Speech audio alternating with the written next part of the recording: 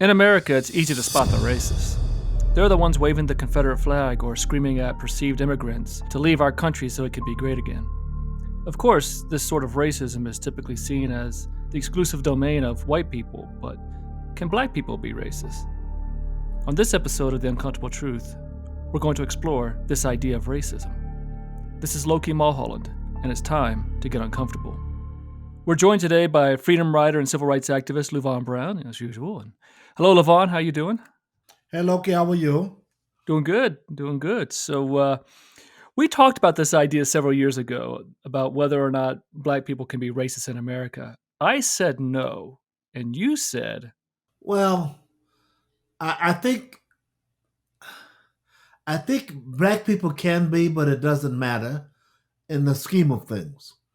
Um, I've looked at this and I've asked myself uh, whether or not black people can be racist. I think what it is black people can hate white people, black people can hate black people, but the end result is that it really doesn't matter because it's mostly due to uh, the way they've been treated all along. And I think it's a reaction more than a racism. Now that being said, we were raised in America, which is, I guess, based on racism, mm-hmm. and we've been taught the same thing the white person has. We being the black people, and we've been mistreated, and we've been things have happened to us that shouldn't happen to another human being, and some people call that racism. So if I have a friend who likes to go away and be around black people because they're comfortable, Mm-hmm. well, is that racism? One can call it that. I think the problem with labeling things racist or not, if they're black, is that you lose sight of the fact that they've been forced into that position. And I think that's why I stay away from it. Okay. So this brings up the topic of what is race, because race, like gender, is not a biological construct. They're societal constructs. Agreed. And in America, Ta-Nehisi Coates puts it, race is the child of racism, not the father. Right. And so you had racism first, Yes. and race became a construct after that. Correct. Right. So there's this great story about, well, it's not great, but you know what I mean. Thomas Jefferson. So he had to balance out his ideals of freedom with the realities of owning people and the genocide of American Indians. So he decided that scientifically there had to be a difference, and then asked scientists to find this difference. He didn't ask if they were, but said there are, and then sent them out to find the difference in order to create this justification for superior and inferior. In short, he didn't ask if they are inferior, but why they are. Right. And that lives in some people's mind even today. Even with all of the contributions that black people have made to America, despite the fact that they were brought here as slaves, you still find people that say there's a difference. There is no difference. Right. Uh, we do as black people what we're allowed to do in some cases, and what we demand of the white race as another. Mm-hmm. But we do not do it as because we don't like white people. We do it because that's what's left. Right. Uh, So, I mean, can I dislike a black person? Absolutely, but not because they're black, but because of the way they act. Right. I dislike some certain black people, Okay. right? But it's not because they're black; it's because they're what they are. I was going to say assholes. You used to hate white people just because of the fact that they were white, and from the societal standpoint, Correct. from how they treated you. Right. Right. And not because they were white, Okay. but because they acted a certain way. All right. I guess, well, it ends up being the same thing. I didn't trust anybody white. Yeah. Yeah, but I did. But there are black people right now that I don't like. Sure. But I don't not like them because they're black. Yeah. They're white people I don't like. Sure. I don't like them. I don't dislike them anymore because they're white. All right. I dislike them because they act a certain way. They have certain attitudes about me, Mm-hmm. about black people in general, Right. that I don't like. For instance, I don't like any black people that don't vote. Mm-hmm. That's got nothing to do with race, but that has to do with who they are and what they believe. Mm. And quite frankly, they believe that they're equal. So it's all right that they don't vote. So that, being 12% of the population, you must vote. Right. That's political, but you must vote. Right. And so I don't talk to anybody who is black who doesn't. Not about voting. I'll talk to them about other things, Right. but not about voting. Right. So, But if you meet a black person, you find out they don't vote, you're like, I'm out of here. your guy won. Right. Whoever that was, your guy won. And you can't talk to me about the bad things that are happening to you politically Mm-hmm. as a result of who's in office, because you put them there. Right. I feel the same way. There are a lot of white people. Now, I am still nervous in certain areas because of white people, Sure. because I don't trust them. I don't know what's going to happen. I don't know. But that's not all white people. That's just certain of them. Sure. So, But the same could be said of white people not feeling comfortable in certain areas because of black people. they can be. Yes, That's just from the diet they've been fed. correct. Because you could feel the same way as a black person going into a particular neighborhood and going, man, I don't know about these guys. I do. Not only can I do. And black people, I think we as black people have to start admitting that we don't love everybody that's black. Right. We don't love everybody, that's how we move ahead. Mm-hmm. But as long as we feel we must defend that anger, that violence, that hatred, Right. as long as we feel we must defend that, we do not move ahead.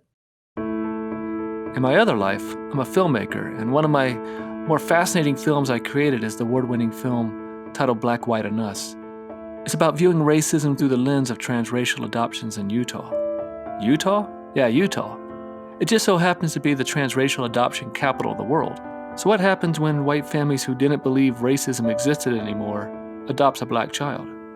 Find it on Amazon Prime, or visit LokiMulholland.com to purchase a copy for your collection. So, are you familiar with Robin DiAngelo's book, White Fragility? I haven't read it. I have it. Okay. So there's, I've got a lot of books I haven't read, but I have read that one. And there's a section of that I want to just reference here. It's very early on in the book, and she lays out some ideas on how race started in America. She said the term white first appeared in colonial law in the late 1600s. By 1790s, people were asked to claim their race on the census, and by 1825, the perceived degrees of blood determined who would be classified as Indian. From the late 1800s through the early 20th century, as waves of immigrants entered the United States, the concept of a white race was solidified. When slavery was abolished in the U.S. in 1865, people with non-white classifications began to petition the courts to be reclassified for voting purposes and such. Right. The courts, so when I say the court, I mean the courts, and it's the court, so this is the government, stated that being white was based on the common understanding of the white man. In other words, people already seen as white got to decide who was white. And for many years, an interesting thing to note is race is also a product of social forces. Poor and working class people were not always perceived as fully white. That's true. They're still not. For instance, the descendants of white slave masters, Mm-hmm. right? Their children are not white. Right. Because they have black blood in them. So you end up with quadroons and octoroons, and it was perceived that being a white person was better than being black. So a lot of black people, those who were light enough, did what they call passing, Mhm. and they still do that, by the way, Right. because more doors open, less questions are asked. There's a whole bunch of reasons, but there are black people who's raised their families who and themselves who function in society as white people. Right. But there were no such things. There were Europeans, there were Egyptians, there were all kinds of things. But we made this white race so that one, the poor whites were those people that were used to run the farms during slavery or to uh, keep the black person down after slavery, and it's still going on today. What happened then is still going on today. And so you had a certain period of time when obviously the certain European immigrants, particularly Southern Europe and such, uh, weren't considered white, like Italians. They were not. Oh no, they were not. And eventually the census started, breaking, just started classifying everyone who wasn't a person of color as white. So now all of a sudden the white population grows even more. What's interesting is that people now have turned to holding on to their original. So the Italians want to be Italians. They want to be Americans, but they want to be Italian. They didn't used to be that way. The whole goal was to be recognized as they want to be American. Right. That melting pot. They wanted to be what America meaning white and accepted. Right. Really more accepted, as part of the general idea of America. Accept it. I think that's a Right. better way to put it. Yet it's interesting. It's like people want to go back to their roots in regards of Irish American and Italian American, these sort of things, and no one seems to really push back on that until you say like African American. Right. They don't like that. Yeah, ain't that something? Yeah. What's interesting is, I belong to this organization, the African American Men of Westchester. Mm-hmm. And I joined because it was an all black organization, and I said, and it was professionals. It was different people that did different things in society, and so there was a guy who was white, Mm-hmm. who was an African American, who wanted to join African American Men of Westchester, and he was not allowed to join. And I said, why not? That is a true African American. So even that African American is a code word. Mm-hmm. Just like we used to have, niggers, and then we had Negroes, and then we had blacks, and then we had. So even African American is not African American. Hmm. It's a code word. You think about it a minute. There are no white African Americans. There are no Indian African Americans. They are black African Americans. Right, but if I was an Afrikaner, right, in South Africa, a white African, white South African, Right. and I immigrated to the U.S., what would I be? In terms of African American, Right. to me, you would be the ideal African American, but that's not what they mean. Right. People that come in from Haiti, they're black people, but they might be, but they remain Haitians. Right. They remain so. Even African American is a misnomer, but Yeah. So I mean, there's not an assimilation into the popular American African American culture, if you will, if you are not born here. right, right. So even within the African American community, there is judgment on how dark or how light your skin is, even to Oh, today. even listen. I think I told you about the little girl. I thought high yellow had gone away. Right. Now high yellow used to mean something Mm-hmm. because it first of all, the hatred came from the fact that one, they were lighter than anybody else, but the theory was that if you were that light, you must be a descendant of a white person, Mm-hmm. which means you had sex with, uh, I don't know, the landowner, or you had sex with somebody. Your mother had that. So even today, there was a little girl 3 years ago who asked me, "What do I say when they call me high yellow?" Mm-hmm. And I said, "Are people still using that?" and they are. So if you're light, keep in mind, because if you're that light, you were probably not a field hand. Mm-hmm. You were a house nigga. You were in the house. You waited on people. And even, I mean, we were just taught to make all these distinctions that have nothing to do with reality. Race is not real. White people are not real. They're Europeans. Right. So the white people create that distinction amongst African Americans to divide the black community, to pit people against one another, or was that constructed within the black community itself? I think that was constructed.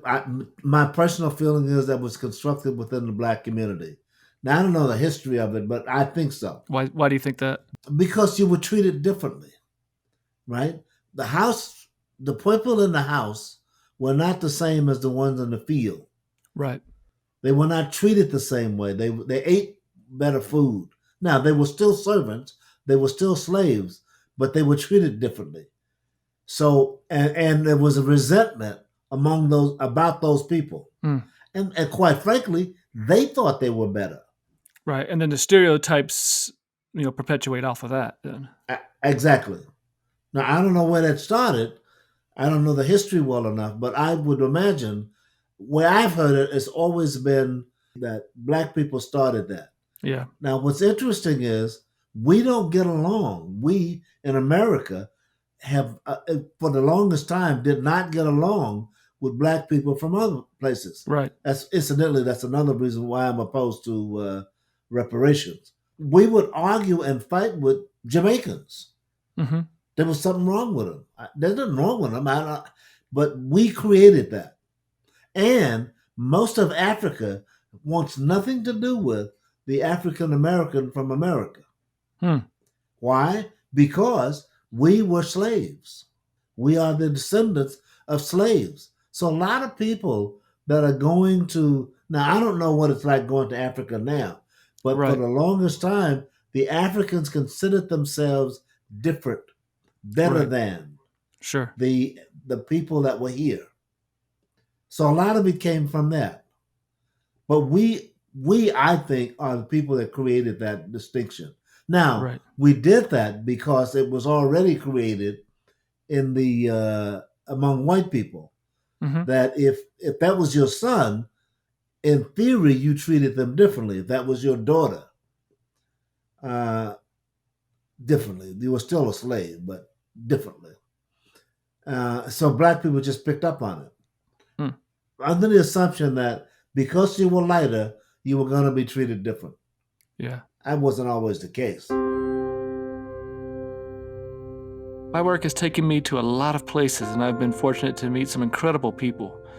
But when I came to Selma and met Joanne Blackman Bland, I knew I was in the presence of greatness. Joanne was 11 years old when she was attacked on the Edmund Pettus Bridge on Bloody Sunday in 1965. She wasn't old enough to vote, but understood its importance enough to be there. After Selma is an in-depth look at how our right to vote has eroded since the signing of the 1965 Voting Rights Act. The fight for the right to vote continues. Get informed. You can find After Selma on Amazon Prime or visit LokiMulholland.com to purchase a copy for your collection. So, I want to jump to another, component of racism, because using the term racist and such, because a lot of times these words are used interchangeably. Right. Prejudice, discriminate. We see someone and we judge them based on their color, their gender, their height, their weight, their social group. Right. In Robin DiAngelo's book, again, going back to White Fragility, she says, prejudice consists of thoughts and feelings, including stereotypes, attitudes, and generalizations that are based on little or no experience, and then are projected onto everyone from that group. We all swim in the same pool, so we all share the same prejudices. In short, everyone is prejudice. I think, yeah. You'll buy that? Yeah. Okay, yeah, because it's an interesting thing to think about how the brain works. So we process what we see 1,000 times faster than what we hear. Of course, this is primarily designed for survival. You don't want to have a lion charging towards you, and you have to actively consider what that means, right? Right. Exactly. I mean, there's not by the time you figure it out, it's too late. Exactly. So when a person approaches you, before they even say a word, you've already made an assessment of them based on a reservoir of information. You're prejudging them. here's part of the problem. We receive about 11 million bits of information at any given time, but can only process about 40 bits. So for the other 99.9%, our brain fills in the gaps with our stored or unconscious information and interprets it all for us. And where does that information come from? Right? It's the media, our friends, our family, those sort of things. So that information allows us to react to something very naturally. It feels right. Right. We feel perhaps justified. So it's you have all this information, but you can't process it, and so only those 40 bits. So the mind instantly goes, okay, black person, hoodie, boom, boom, boom, boom, boom, boom, boom, right? Yes. And now suddenly you've judged them up. Okay, girl, blonde hair. It just all kind of plays into that. Whether it's height, whether it's social group. Up, he's a jock, so this, and this, right? Because of the information that we are given and that we absorb, without doing any analysis whatsoever, we prejudge. The difference becomes is when we actually stop and think, which we don't do. Right. Right. So discrimination, so that's prejudice, and discrimination is when we act upon that prejudice. We discriminate, right? Yeah. Okay. So when a racial group's collective prejudice is backed by the power of legal authority and institutional control, it is transformed into racism. Right. Racism is a structure, not an event. Yes. Yeah. Right. This authority and control transforms individual prejudice into a far-reaching system that no longer depends on the good intention of individual actors. It becomes the default of society and reproduced automatically. Right. But I think we have to make sure that I think that happens, and I think it's reinforced.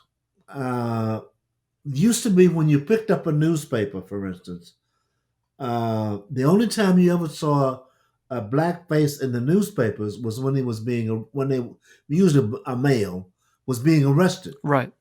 We didn't see the good stuff,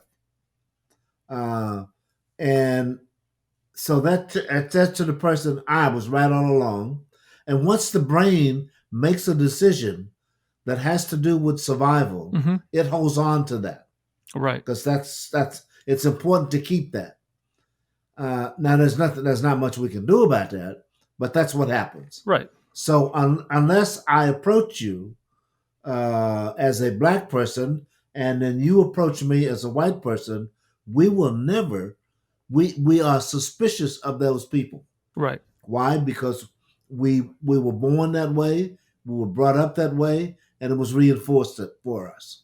Right. I mean, for most of us, none of us are, typically brought up in a home wherein we are actively being told to judge people, right, to discriminate against people. No.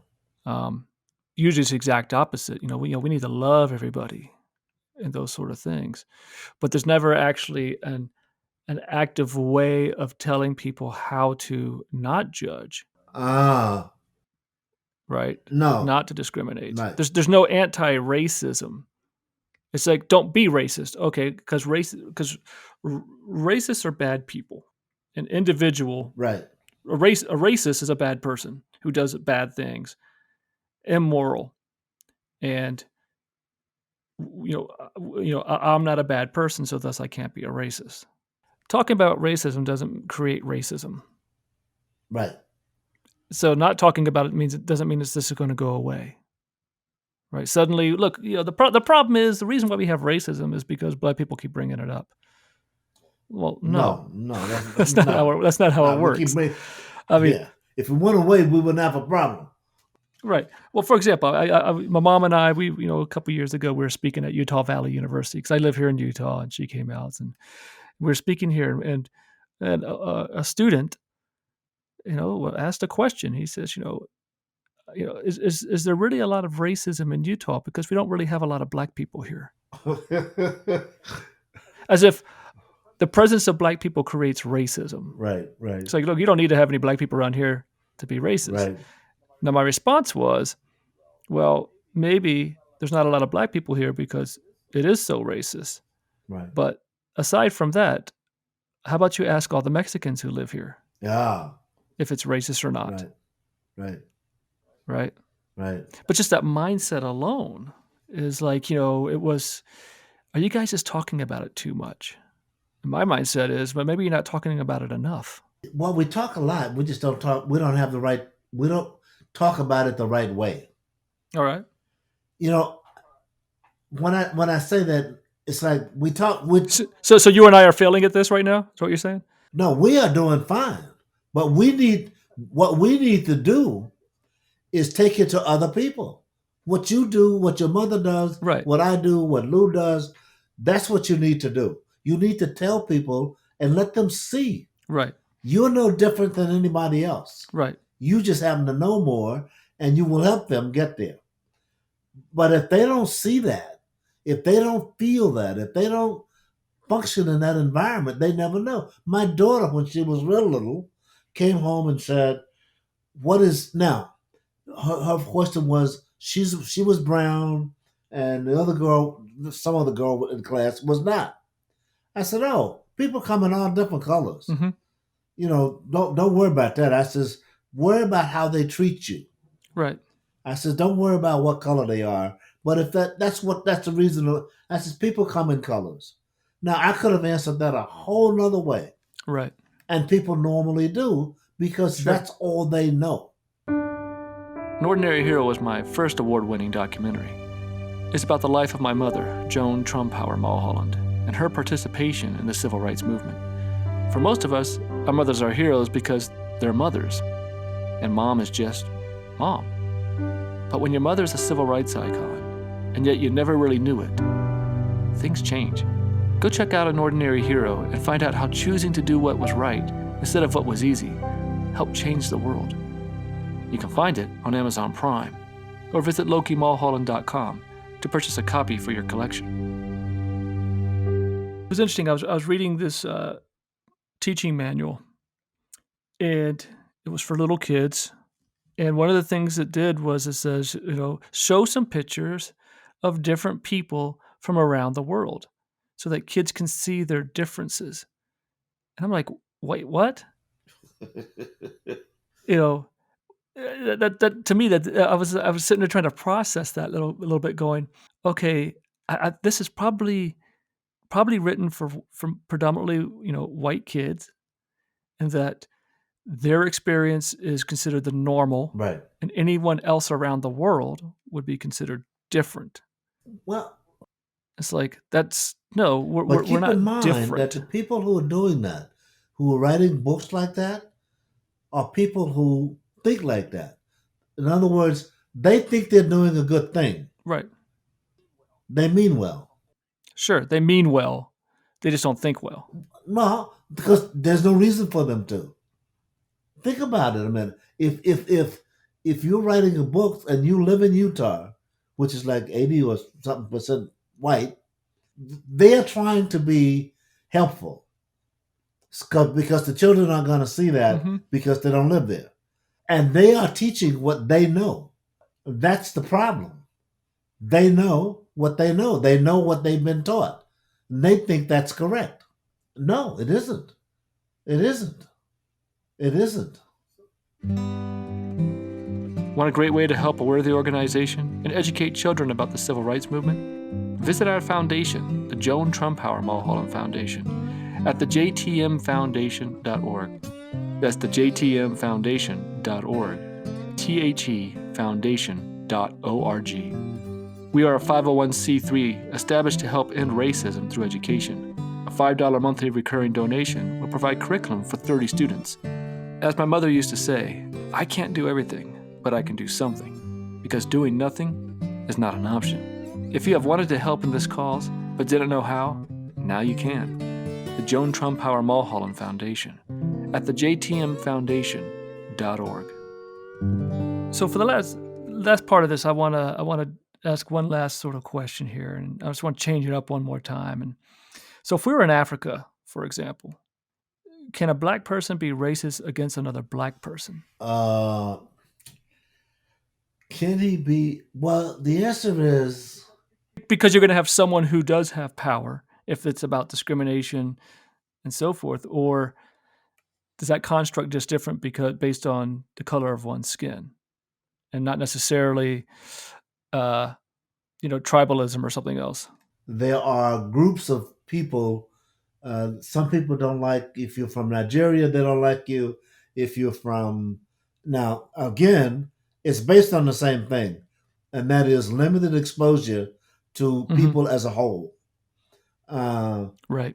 so I don't know if you would call it racism. I've never called it that because generally what it is a result of the white person coming in drawing a map and drawing these straight lines. So they, uh, but there are cultures, there are tribes that don't like other tribes simply because they're from the tribe. Sure. So you have whatever isms it could be, which is governed by the prejudice that exists because we prejudge based on bad information, Right. right? Where our mind is filling in the gaps, and then couple that with the power or the need for power. Because if I have something, that means, if I don't have something, that means someone else has it. And if I do have it, that means someone else wants it.